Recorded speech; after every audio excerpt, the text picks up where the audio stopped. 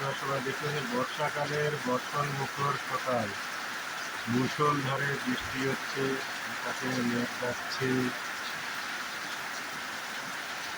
দীর্ঘ 8-10 দিন করে বৃষ্টি হচ্ছে। কৃষকেরা, গ্রাম বাংলার কৃষকেরা ভীষণ হতাশ হয়ে পড়েছিল যে তারা বীজ বপন করেছে, বীজের কী হবে, জমির জল শুকিয়ে যাচ্ছে, ধান রোপণ করবে কীভাবে, খুবই চিন্তিত ছিল।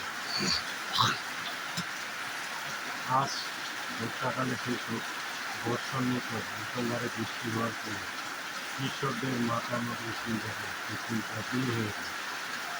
কারণ এই বর্ষাকালে বৃষ্টি, এটা দিয়ে তাদের জমি চাষবাস হয়, জমিতে ধান রোপণ করে, সেই ধান রোপণ করে তাদের আয়ের হিসাব হয়।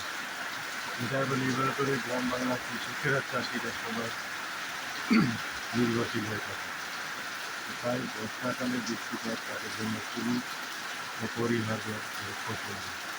গ্রাম বাংলা পরিবেশে বর্ষাকালের পরিস্থিতিটা দেখুন, কি সুন্দর বর্ষাকালের শীতের সকাল, চারিদিকে গাছপালা, সবুজে সবুজ পরিবেশ, দেখে মন জুড়ে যায়।